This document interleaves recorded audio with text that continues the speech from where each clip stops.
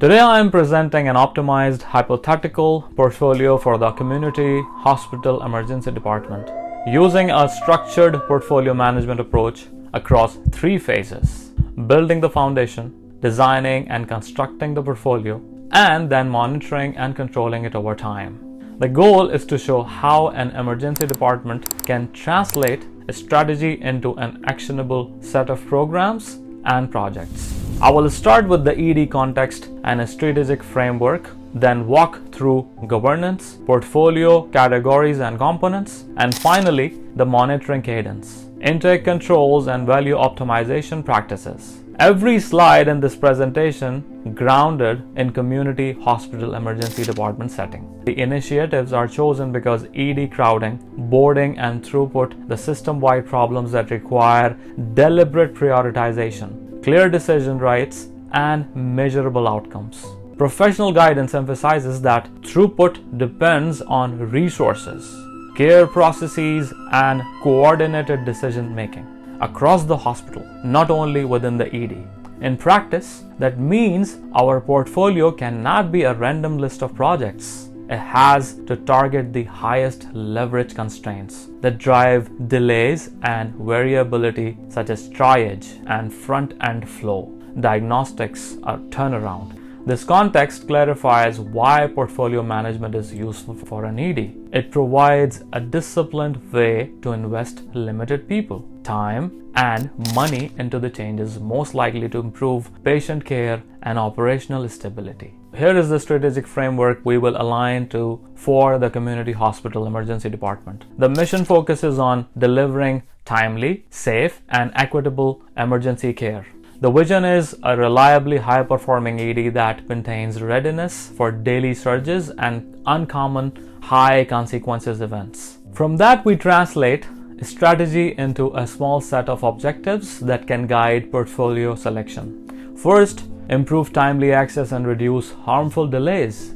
Second, strengthen patient safety and quality in high-risk pathways. Third, build operational resilience by improving staffing standard work and coordination with inpatient units. And fourth, improve the workforce experience to reduce burnout and turnover.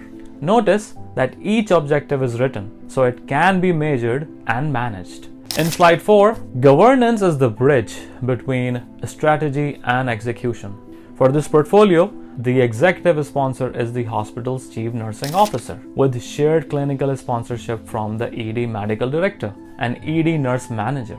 A small portfolio review board meets monthly to approve starts and stops, resolve resources conflicts, and ensure alignment to the ED's strategic objective. A portfolio manager or PMO analyst maintains the intake pipeline, scoring tools, and reporting cadence, while project owners lead delivery and provide status updates. The model is intentionally simple: clear decision rights, a predictable meeting rhythm, and visible criteria for prioritization. That structure matters because ED improvement work often crosses departmental boundaries, such as lab imaging, bad management, and IT. In part 2, we shift from foundation to design. The portfolio scope here is the functional level. Community hospital emergency department operations with intentional interfaces to inpatient flow, diagnostics, and digital support. The design requirements are straightforward. The portfolio must produce measurable improvements in timeliness and safety, be feasible with existing staffing constraints, and maintain balance so we do not overinvest in one category at the expense of another. We also include a practical constraint. The portfolio should limit the number of simultaneous major implementations. Finally, the design must support learning. That means defining standard measures and a review cadence that can show whether changes are actually improving throughput and reducing patients leaving before care is complete. A well-designed ED portfolio must be balanced. Here we group initiatives into 5 categories that reflect what drives ED performance: patient safety and quality, flow and throughput, digital and data enablement, compliance and preparedness, and workforce support. Balanced guidelines help leadership avoid a common trap: putting all resources into throughput while neglecting safety and staff sustainability, which can backfire. The intent is not to treat categories as silos. It is to make the trade-offs visible. When a new proposal comes in, leaders can ask, which category does it strengthen, and will approving it distort the overall balance? Before we finalize the component list, we need to make the change load realistic. Emergency departments operate under tight staffing and high variability. So the good portfolio is not only what we do, but also when and how many things at once. This sequencing view translates the balance guidelines into an execution plan. In the first wave, we prioritize foundation work that improves visibility and removes bottlenecks early, such as a simple operation dashboards and a rapid triage and fast track redesign. In the second wave, we layer in cross-department dependencies like diagnostics, turnaround, and bad management, because those require coordination beyond the ED.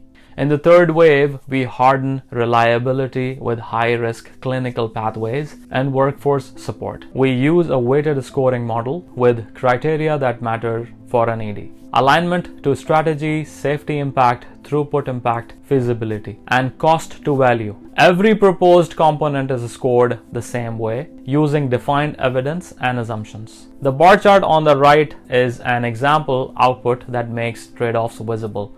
A rapid triage and fast track redesign scores highly because it directly targets front-end delays and reduces pressure that can drive patients to leave. Bad management improvements score highly because boarding is a major driver of crowding and downstream harm. Diagnostics turnaround is a common bottleneck in clinical decision making. Sepsis pathway reliability scores high for safety outcomes. Workforce well-being remains essential, even if its throughput effects are less immediate, because sustained overload increases turnover and reduces reliability. This is not a perfect model, but it makes decisions transparent and repeatable. In part 3, we defined monitoring and control. The point is to prevent set it and forget it projects. Evidence-based improvement work relies on measurement over time, with clear baselines, targets, and balancing measures that catch unintended consequences. When metrics move the wrong way, the portfolio process provides a structured place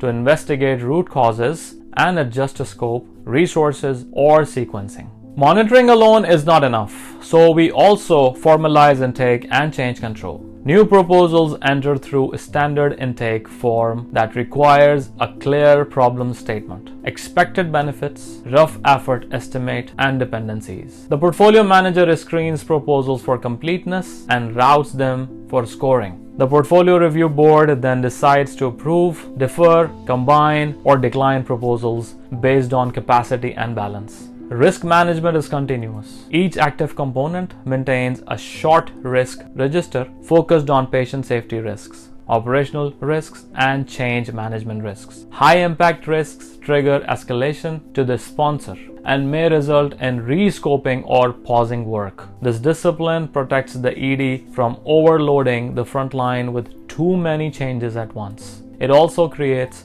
a consistent record of decision making, which is especially important when projects cross departments and when leaders need to explain priorities to staff and stakeholders. Finally, optimization is where portfolio management becomes a leadership tool rather than a reporting exercise. On a quarterly cadence, the ED reviews whether each component is still the best next investment given current conditions such as seasonal surges, staffing changes, or emerging safety risks. Each project has a benefit owner, a baseline, and a target, and results are reviewed with the same seriousness as the schedule and budget. These references are the evidence base for the claims and design choices in the portfolio. I used clinical and operations focused sources to justify why ED crowding, boarding, and throughput must be managed as a system problem, and why leadership attention to flow is tied to patient safety. Finally, I included portfolio management guidance to justify the governance structure, the use of explicit decision criteria, and the idea of ongoing monitoring, take controls, and periodic rebalancing. Thank you so much.